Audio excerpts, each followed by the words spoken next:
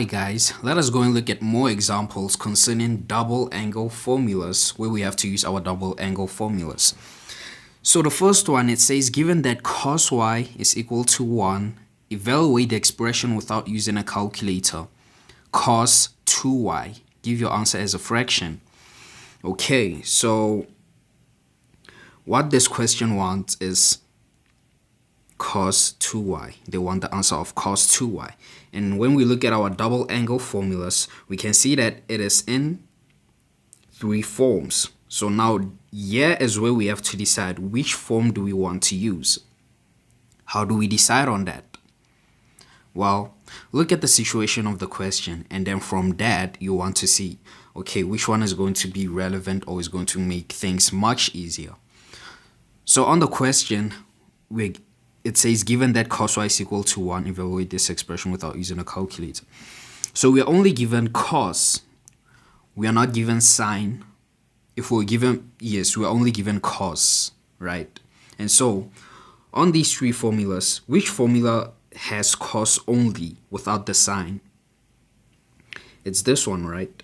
It's this one over here. It's the only one that has cos. This one has only sine. This one has both cos and sine. So you want to work with the one that only has cos. You want to work with the one that is going to make your life easy. So let us go ahead and work with the one that only has cos, since we're only given cos in our information, right? So this 2 cos y, if you expand it out, it's going to be 2 cos squared y minus 1. Remember, our y is their a, right? And so if you write this as, you can write this 2 cos squared y as 2 cos y squared minus 1. And we're given that cos y is equal to 1. So you're just going to say 2, substitute 1 there squared minus 1, which is going to be, no, not 2, it's going to be, your final answer is going to be 1, right? And yes, that's your final answer. I know they say give your answer as a fraction, so I guess you can just say 1 over, because that's the only way to express 1 as a fraction at the end of the day, right? Okay, let's move on to our next example. Without using a calculator, determine the value of sine 2a given the following information. So on the given information, we're only given cos a. And somehow, some way, okay, firstly, let us write the relevant double angle formula we're going to want to use. So they say they want sine 2a, right? And we only have one form for sine 2a. So we're going to expand it and say 2 sine a cos a. We only have cos a. So how do we solve for sine a? Remember, with the cos diagram, you use it to solve for another trig ratio when you're given another trig ratio. So for instance, here we're given cos a. If you want to solve for another trig ratio such as sine, even if it was going to be 10, you would want to solve it using cos diagram. Remember, cos diagram is your bestie. Cool. So they say this angle of cos A is between 0 and 270. So it's either here, or here. Right. So now that we have 3 possible quadrants, which one do we decide we want to work on? You look at this and their signs. So this is positive 7 and this is positive, because they are both given, there is no negative. So it's both positive 7 and positive 25. But what do we know about cos? Cos in it, yes, cos. So this form is, if we write the general form of cos A, it's x over r, right? And so it's positive as we see here. So it's going to be positive x.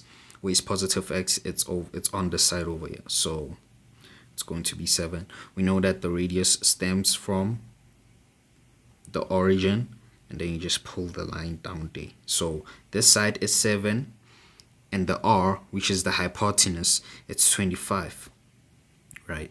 And then, I mean, in the illustration, they said it's between 0 and 270, so it have been year, or year.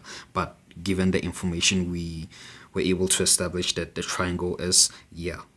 It's on the all quadrant, right? So let us go ahead and solve for y in order to get sine A. We use that by Pythagoras. So 25 squared is equal to y squared plus 7 squared. Y is equal to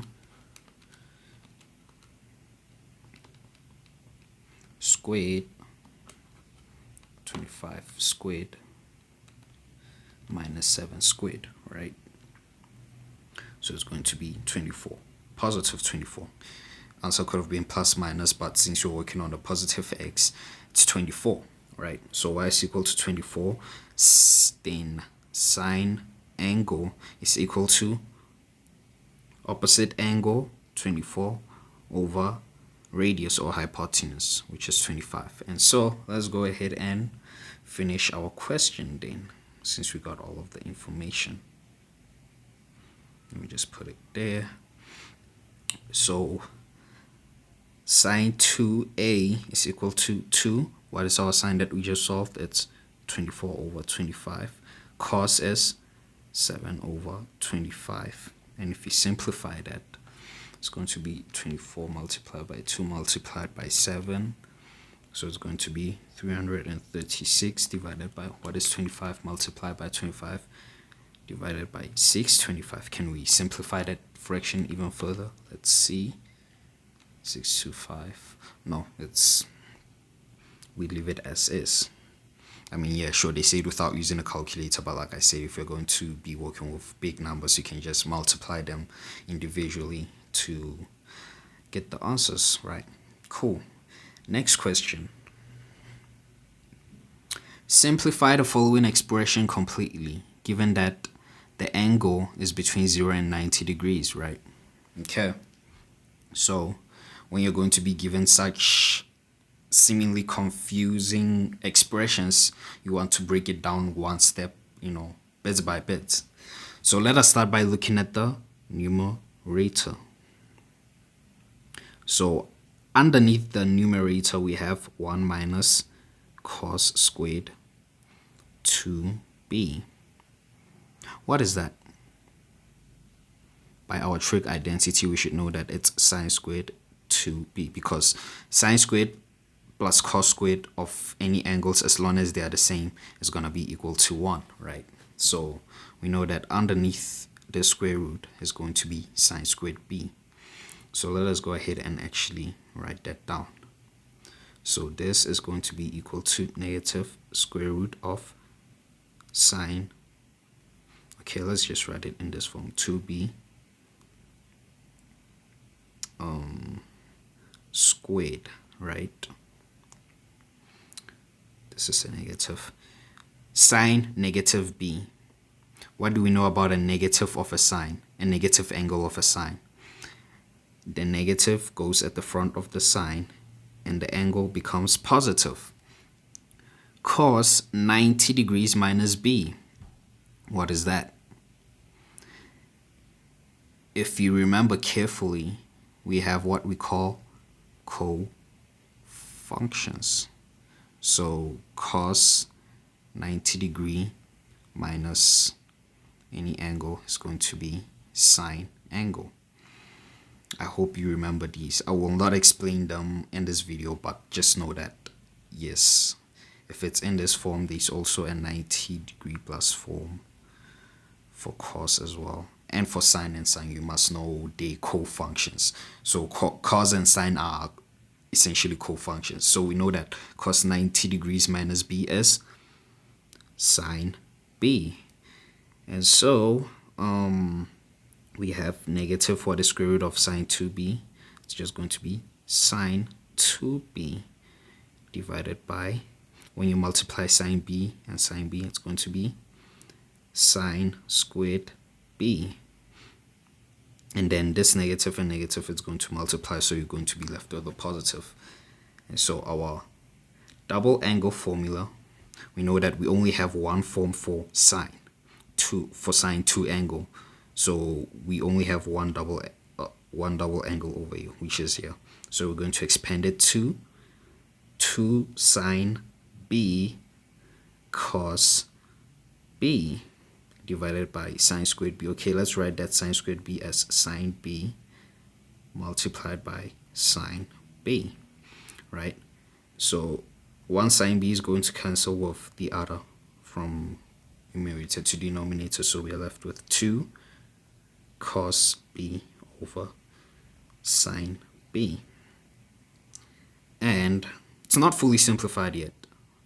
You get 2 over 10b, because remember 1 over 10b is actually equal to cos b over sine b.